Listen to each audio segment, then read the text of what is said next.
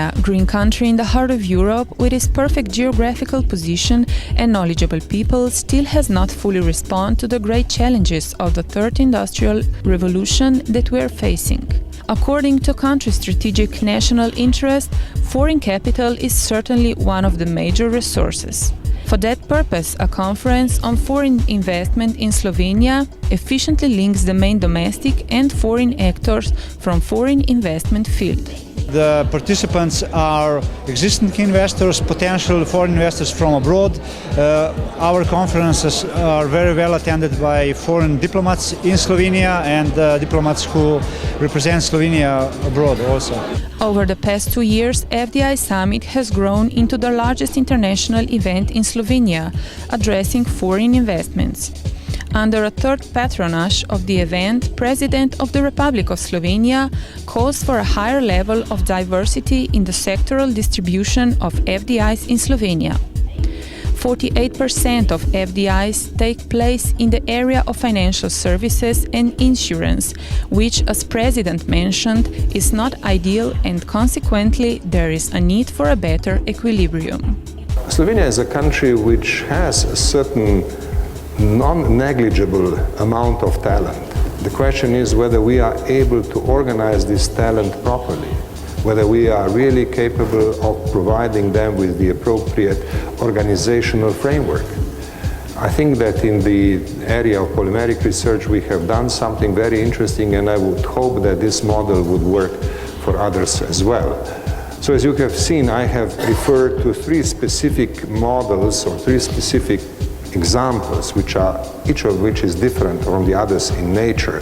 The automotive cluster is one, the specific greenfield investment of Carthago in Prekmurje is the other, and Polymat is the third. We see that in such areas we can make progress, and we have to look for progress.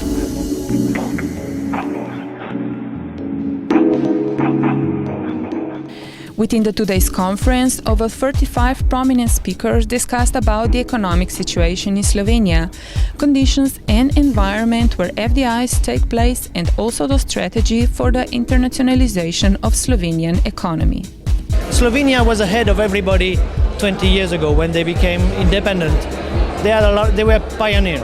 They were the first one to join the EU, they were the first one to adopt the euros, and they were really ahead of the game, especially if you compare to other Eastern European markets.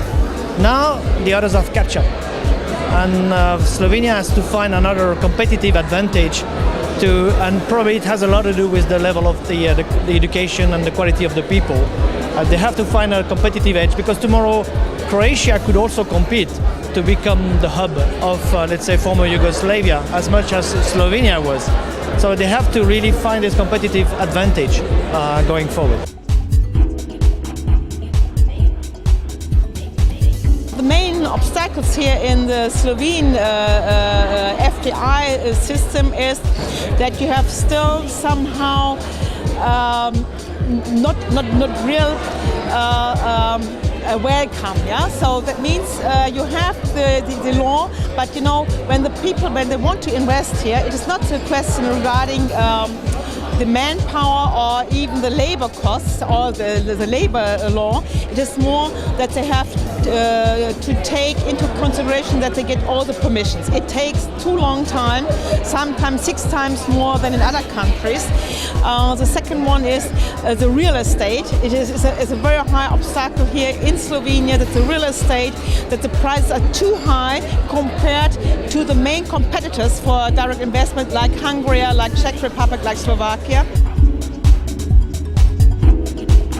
As you know, we as an investor, we are struggling a lot with not getting the permit, which is one unique case in Europe. In the other countries we get a permit easily.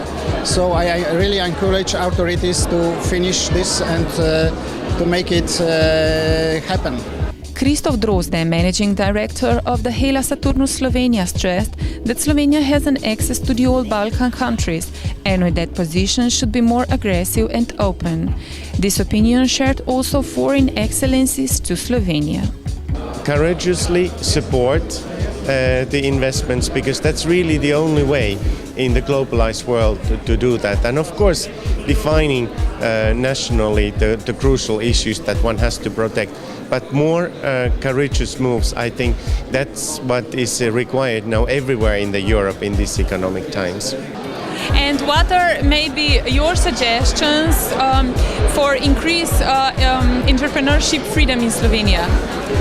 Well, I think that that was this major message this morning, and that was, in fact, there were two: optimism. And what I sense here in politics is lots of pessimism. So get rid of that. Only with an optimistic mind you can make success. And then secondly, listen, because the business people give signals. And listen to the signals, judge them briefly, and don't wait long to answer, but listen to them, judge them, and then implement the suggestions they make in order to build a better Slovenia for business.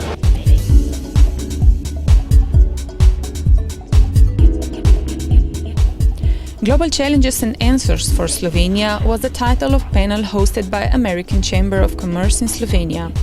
Within the AmCham Business Breakfast Roundtable, President of the Slovenian National Assembly expressed the lack of cooperation in Slovenia. Sandi Češko, successful Slovenian entrepreneur, exposed a lack of transparency. Donald Pluskvelik, mayor of Akron City in Ohio, added that the first thing in business is consistency. On the other hand, Arabs see the potential for Slovenia in the field of health tourism. And I think a lot of countries in Arabia look at Europe as for medical tourism, rehabilitation, even recreational, medical recreation like spas and so forth. So I think that's a very potential area. In which way American Chamber wants to bring FDIs into Slovenia? Well, American Chamber is really oriented to all the investors, not only American. Of course, we would like to see more Americans here, but we believe that it's important to open up to the international community of business people that would like to have the centers here. I think that Slovenia still could be a hub. Maybe we lost this opportunity a bit, but if we would open up and we would be more inviting investors, this could be a perfect hub for going around in the Middle and East Europe. What are the fields of interest for foreign direct investments from America into Slovenia? There's several. There's a lot of niche companies because of the amount of innovation and intellectualism in your country. It's remarkable how many small companies are here, are doing really high-tech things that I don't even comprehend, but there's a lot of interest in that, not only in America, but in Germany and Austria and elsewhere. Then there's bigger projects, of course. There's the nuclear reactor, there's our Goodyear tire, there's our effort by Xerox that is trying to modernize and computerize your highway system. So there's a large range of larger things we're interested in and also smaller ones.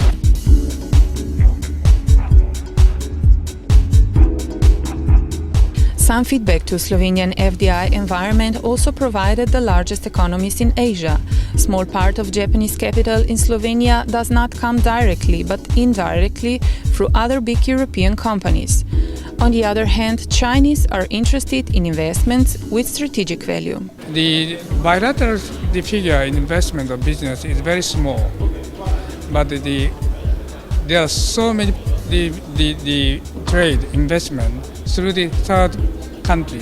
For example, the Yasukawa in Lipnica is coming from through the German, and also the Asteras, the pharmaceutical industry, or Yasukawa is the industrial robot, and then the Asteras coming from through the Netherlands. Such way, through the third countries, our investment is very good. So we actually cannot talking about foreign direct investments. That's right. This is as I said at the stage, Japan is global economy power. So why not only thinking about bilateral? We are thinking about in the global basis through the third market and for the third market. That's our Japanese economy. The trade volume between China and European Union growing very fast. The port in the Western or the Northern European countries, for example, Hamburg or Rotterdam, are very crowded. they even couldn't get the ship on time. So they would like to find an alternative port for their shipment. So that's why I think copper, the local government should make some prerequisites and to make some policies and preferential policies for China's big investment to invest there, as I said, a free trade zone. And if you have the free trade zone, the Chinese company will come to the zone not only to re-export their goods, also they can make some processing industry there. The foreign capital, in fact, is very welcome in the sectors when we can also somehow exclude this fear that somebody will just took over everything and pull the company and the employment outside of the country. These sectors are probably logistics, tourism. If you invest, for example, if Chinese invest in Lucca copper, they cannot just pull Lucca out of the copper and ship this to Shanghai. So also in tourism. In tourism we have the companies which are critically undercapitalized and they are lacking behind of the competition, and so we need this fresh capital to first to catch the competition outside Slovenia and then to upgrade our offer.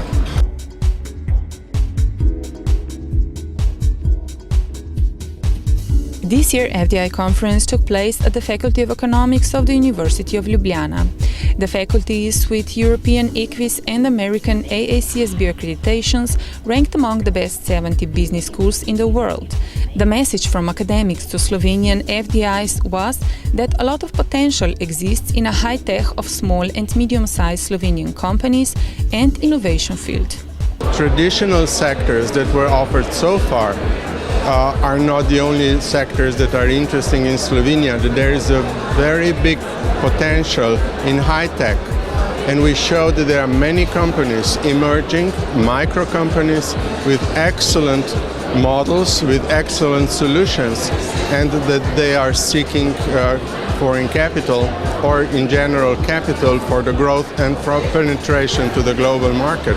And we are trying with our nanomaterials and biotechnology to promote this as well, because investors are a lot of risk averse, and these technologies we are creating, they have a very long life cycle, like 15 years and more. And because of that needs more investments and big investments. So investors that are trying, to quickly create incomes, they are not interested in such technologies so much. So we are trying to promote these new technologies and to attract investors in these fields as well. On the FDI Summit panels actively contributed also Slovenian government authorities. Less administration, more flexible legislation and favorable conditions for attract new investments were promises from the politics. We are also now trying to simplify our labor market legislation, which is also very heavy for investors and very complex, and so they find it hard to deal with it. Najpomembnejše področje pridobivanja dovoljenj. Zmanjšanje števila tistih dejavnosti, za katere je potrebno dovoljenje.